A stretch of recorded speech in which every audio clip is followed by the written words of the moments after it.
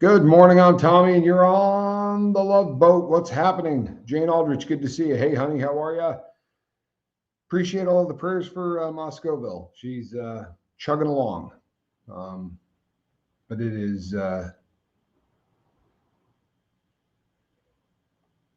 appreciated. I mean that. Brock Bandy, how are you? Good to have you here. Yam, what's happening? So it is Thursday morning, folks, and well, we'll see if we can't lose some subscribers. This is the day that I head over to the rehab center with my brother. We've got some sandwiches made for the boys, and I'm telling you, this is the highlight of my week. It really is. I haven't been feeling up to snuff. Probably has. Getting old just sucks. Watching other people get old is even worse. But it is what it is. Connor, how are you? Good to see you. Tell you, a funny thing happened. We started talking about a month ago, maybe a month ago. Yeah, well, it happens to the best of us. So we're about a month ago. We started to, I don't know, get a little bolder, I guess. Started caring a whole lot less about what people thought. Hey, Ashley, Kristen, Melinda, Supermod, glad that you're here. We started talking about our faith. We started talking about other things. And, when you go to this rehab center, it's kind of out in people's faces anyway. So it's something that gets talked about. And I said at the time, I said, it wouldn't bother me if it caught fire. It wouldn't bother me if more people didn't start talking about their faith. See, we got to be this soft place. And even if your faith isn't my faith, the idea of talking about something that is a belief in something that is bigger than yourself has been a part of rehab since the dawn of rehab, which we're closing in, well, it's not more than 100 years old. So it's a pretty wild concept that we've purged it from everywhere. But I caught a show on replay from last night where another content creator was talking about their faith. And it was absolutely heartwarming. Put a Scoob, what's happening? Good to see you, Scoob. I'm glad that you're here. Long time no see. Good to see you. Really, really glad that you're here. That's awesome. Hopefully, trying to think of that time of the year in that part of the world. It's getting ready to get cold. Hasn't started yet, but it's getting ready to get cold. So it was pretty amazing to watch somebody go on live and start talking about the things that they believe. And it was, it's an ex-Scientologist. So it was kind of one of those transformation video kind of things. And I hope this catches fire. I really do. I hope this catches fire. I hope that people, regardless of what it is that they believe, start talking to other people about it. We got to be this super soft society where, and I'm talking about worldwide. I'm not picking on the United States of America, but we got to a point where, well, if there's a chance that the person you're talking to isn't going to agree with you 100% on the thing that you're talking about, then we're probably better off just not talking about it. Don't bring it up. Don't say anything that's going to trigger somebody. I think it's a pretty decent idea if you just sort of speak. If the people smarter than me are correct, and people smarter than me are almost always correct, the opposite of addiction is connection. And that connection has to be real. It doesn't necessarily have to be face-to-face, but it has to be real. There has to be a connection. And you don't connect with somebody by telling them only the things about you that they're going to high-five you over. That's called an echo chamber. And unfortunately, the big red button has become one, and so is the entire freaking world. It's a bit depressing, isn't it? God forbid you say something that's going to trigger somebody, or God forbid you run somebody off. I don't know, man. God forbid you pump the brakes and nobody gets to see who you really are, because that's not connection. That's a character. We could spin out another channel and play one if you want. Hell, we'll let you vote on what the character is. You want? I could dress in all black and call myself Hollywood Tommy Scoville, and like Hulk Hogan used to, wasn't it Hollywood Hulk? In wrestling, the heel always throws dark clothing on, and then just becomes a dirtbag version of themselves. Dyes the mustache black, that kind of drill. But is that what's going on? I'd like to connect.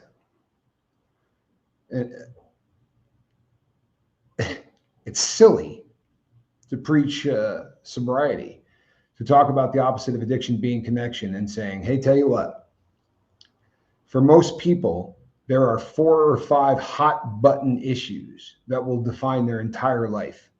However, those friggin' 4 are triggering. So let's not go down that road, right? Let's not talk about any of those things that truthfully and honestly probably help define who a person is. There was a ridiculously horrific school shooting yesterday in the United States where somebody went in and fired up a church and killed 2 people inside worshiping God. Boy, if that doesn't bum me out. And the person left a manifesto, apparently. They love that stuff. Apparently the person left a manifesto. But you know what? There was a period of time in this country where there were certain groups of people that couldn't do anything wrong. We'll drop a few more subs. There was a group of people that couldn't do anything wrong. Periods. Couldn't do anything wrong. Can't really lose with that if you're in that group. But there was a period of time, there have been jokes about it on Saturday Night Live. There's been jokes about it in films. Family Guy does it quite a bit, where a person's sitting in a bar watching porn, and I believe it's Quagmire's dad, who's also his mom. But a person comes up and goes, you can't watch porn at a bar. And he said, well, I'm trans. He said, oh, I'm terribly sorry. Do whatever you'd like. Do you remember these times? You had to take the 1% of the population. No disrespect to the 1%. I love everybody. But I don't think the 99% should say, yeah, come in the locker room and do whatever you want, because hell, we don't want to offend the 1%. How am I doing? You watching it drop? Does it look like a slot machine?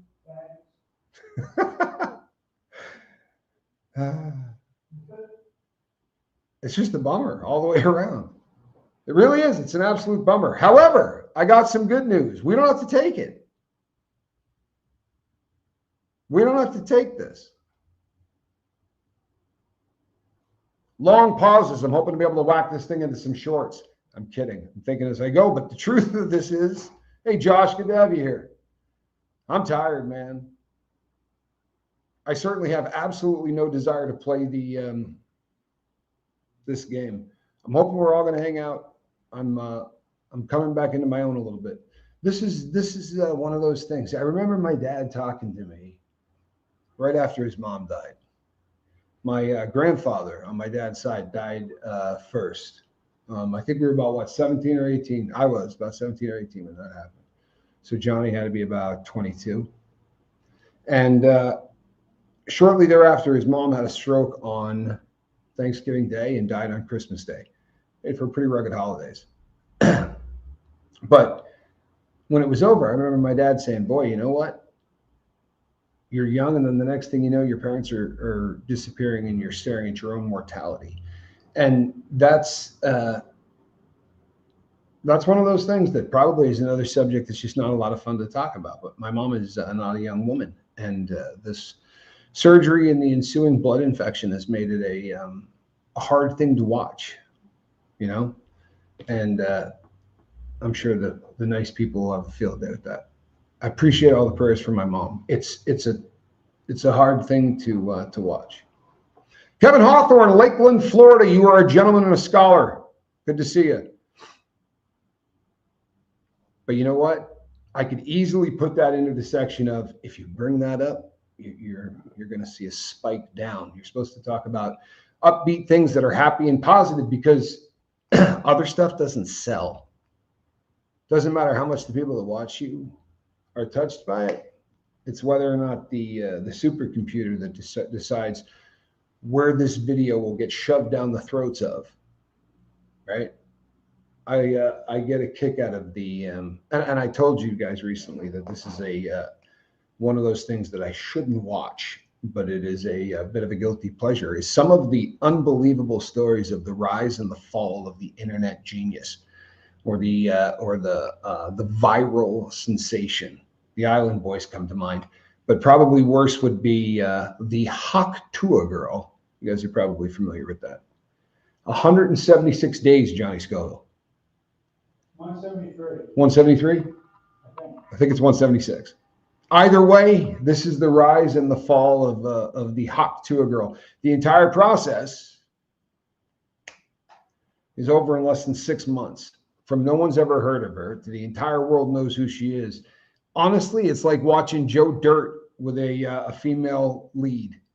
I'm not trying to be disrespectful to the girl. I'm really not. But like if you watch one of the True Hollywood Story kind of a numbers that they do on the Haktua girl, she's doing an interview coming out of a bar, dressed like she's coming out of a bar, out of a nightclub, and makes a comment about oral sex, and is absolutely famous with cash tumbling in out of dump trucks and people signing her up for all kinds of interviews. And she's interviewing stars. She's getting on stage and singing with country and Western stars. She's got endorsement deals. And then, like so many others, she goes, hey, I got a huge audience of people. If I just sell all of these people a little something. And the Haktua meme coin was born. Hot coin, I think it was called. And who didn't see this as a bad investment? Here's a taking my life savings and investing it into a coin commemorating what? Backed by nothing. We've become one of the dumbest societies. This earth is unbelievable. I'm watching the video of this, and this dude comes on and goes, well, I lost $5 million on the hot coin. You dropped $5 million on a coin being run by a girl who's famous for saying, have I got a cool way to give a Hummer? What could go wrong? 173 or 176 days from start to finish. Well, she's not still popular, Scoob. She sort of has blown up the hot coin. She came out and said, hey, I didn't get any coin for doing that. You know, the crypto. She said, all I got paid was for the endorsement, just to push the thing. That's not entirely the truth. Allegedly, she got a bunch of coin. And now she's being investigated and the SEC wants to talk to her. And you know what? People, be really careful with crypto. For real. I've been open and honest that I did some stuff with stock back in the day. And the way you get around, you can't really get around the laws. But when they do pump and dumps, it's a little bit more difficult if you're doing it with a current company where everything is groovy, because you have to show quarterly taxes and income statements versus liability statements. If you had a very old company, you don't have to do that. Crypto is the wild freaking West. They were charging 15% transaction fees. So if you dropped $5 million, what's that come out to, Johnny Scoville? I was told there'd be no math. 800 grand? 850 grand? Plenty. I may have to do math. Let me use yon calculator, since if doing it in my head always makes me feel like I probably screwed that up. 5 million. Give me a sec here, folks. Times. Yeah, about 850 grand. That's a pretty rowdy butt kick. Kristen Melinda. Good Lord, have we been around 20 months? You know what? I can't remember a show before Kristen Melinda. I really can't. John Barberwaite, Brock Bandy, and Lisa Trimble. There you are, Lisa. Good to see you. I hope you're having a decent Thursday morning. I am getting ready to load up all of the food and head over to the 177 days. 177. Neither of us are right. Between the two of us, we're not even one good brain. We were all around the target. But I was over the target. You know, actually, you know what, though? How does it work? Are you allowed to go over? No, I didn't go over. I was perfect. I nailed that. Kylie Morrison, good to see you. Jim freaking Webster. What's up, Jim? Good to see you, brother. I always dig it when Jim is in the house. So shortly, we're loading up and heading over to the rehab center. And it's a challenge to go over and talk to 32 guys who don't just not speak your language, don't speak your culture. Nothing that I just spoke about. If I went in there and said, like that Haktua girl, they'd go, sorry, what? No idea who that is. They don't know. What's that? Try explaining that. Johnny Scoville says, even with or without a translator, try explaining that, because it just doesn't make any sense. right? It doesn't make any sense. But the Paul brothers, they wouldn't have any idea who Jake Paul or his brother is. There's no chance of any of that. They're not familiar with the big red button. And every once in a while, you will see somebody that has a phone in there, and you go back the first time versus the second time, and it's like they found your videos, and then you get treated differently, and it's a bit of a bummer.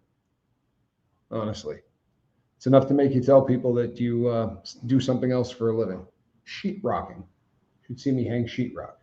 Not really that part of the world here, but boy, I can hang some sheetrock. All right, people, this is the morning. I am going to be back this evening, and I'm going to offend a bunch of people.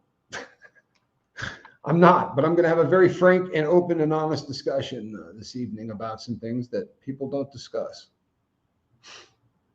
Kind of needs to happen, you know, if we're going to connect.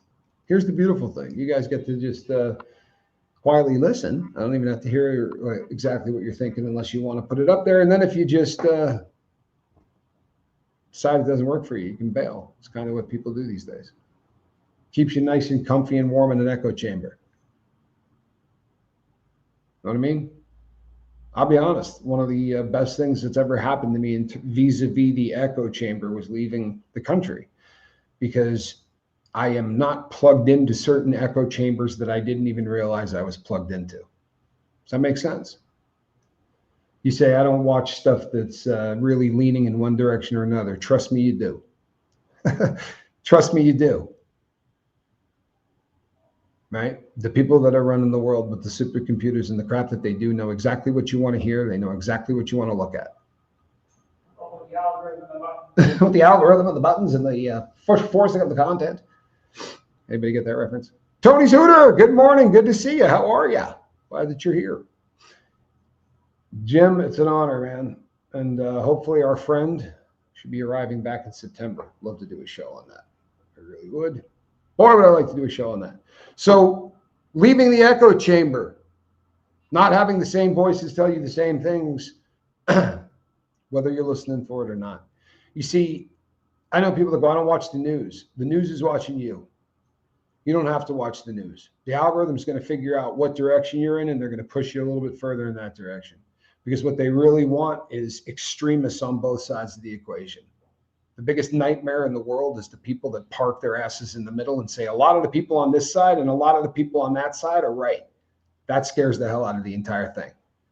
Seriously. That's the prison guard stuff I'm always talking about. God forbid whites, blacks, Mexicans, right? Everybody, natives, they all come together and go, yeah, we're all doing time. See, then you start demanding things like, you know, enough toilet paper, right? Warm water. It's the exact same principle. It really is. They fear people who park in the middle. People who are willing to concede on this issue, but not that issue. See, that's communication, but we don't do that anymore. We don't even do it in friggin' politics, right? It's divisive, you know? Back in the day, people argued about politics, but they watched the same crap, so they heard both sides arguing. Now you just watch one side of the argument. Nobody even looks at the other side. Murph, good to see you. No reason to look at the other side of the argument. It's so much more comfortable if you park your happy carcass right in an echo chamber, because everybody in there will tell you that you're smart. Everybody in there will tell you that everybody else is stupid. These are affirming things. These are the buildings of tribes. And this is the stuff that I don't think people are talking about. And it's probably stuff you might freaking want to consider. It's tribalism, and not the good kind, right? You can join a tribe. It's fantastic, especially if you choose to join that tribe. And there are things that you bring to the tribe, and there's things that the tribe wants, and everybody comes together. It's a beautiful supporting of one another. But we have way more kinds of tribalism that are just designed to separate us, even in the processes of coming together. Hooligans, you familiar with this concept? They love football so much they get together and kill each other prior to the soccer, right? American soccer. But these football matches, guys just get together and literally brawl in the parking lot with chains and brass knuckles. Sport. I'm a fan. Anything that we can do to drive wedges between people instead of bringing people together, talking about things that every single person on planet Earth, we all suffer and we all go through the same stuff. But instead, nobody talks about that stuff. The fears and the sorrows and the things that unite all of us. Stubbing your toe is a pretty low on the food chain example. But I don't care what part of the world you happen to find yourself in. If somebody stubs a toe, it's the exact same reaction. We're the same machine everywhere you go. Might have a different operating system and we don't communicate the same way, but I promise you we are all the same. But the more that we can separate and the more that, I'm sorry, what do you feel about abortion? Well, then we simply can't be friends. That's it. Who'd you vote for? We cannot be friends. It's easy, isn't it? Nothing to bother you. We're this far away from the Soma holiday. Brave new world. We're this close, I'm telling you, to the Soma holiday, where the government decides, you know what? Are you a little too stressed out? Here is a approved drug from the government that you can take instead of going on vacation. Think I'm kidding? It's coming. It's coming. We'll get an income for every single person, right?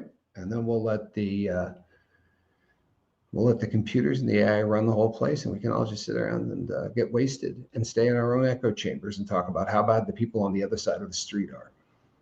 Lucky number 11, the people in that building over there. All right, people. I am going to go and perk up. I'm telling you, there's good news. The good news is this: choose your own tribalism. Choose people that want to make the earth a better place. They don't have to agree with everything you agree with. They just have to be tolerant of the crap that they don't agree with. Find your set and be bold again. Yeah. Sound off like you got a pair. Not your truth, your opinion. Truth is universal. Right? Truth is universal. Spout off with an opinion, though. Let's hear it. I'm Tommy. This is the Love Boat. Might not sound like it, but I swear to God, this is the Love Boat. Between now and the next time I see you, I'm going to do it. Put a little love in your heart, and I will let you know how well it goes at the rehab center. Do me a favor. If you're somebody that prays, pray for the fellas there today. It's a beautiful mission that these people have put together here. It is an absolutely beautiful mission, and it's worth a prayer. I will see you on the next one, people. Have a great day. We'll see you this evening. Jim, great to see you, bud. Good night. Bye-bye.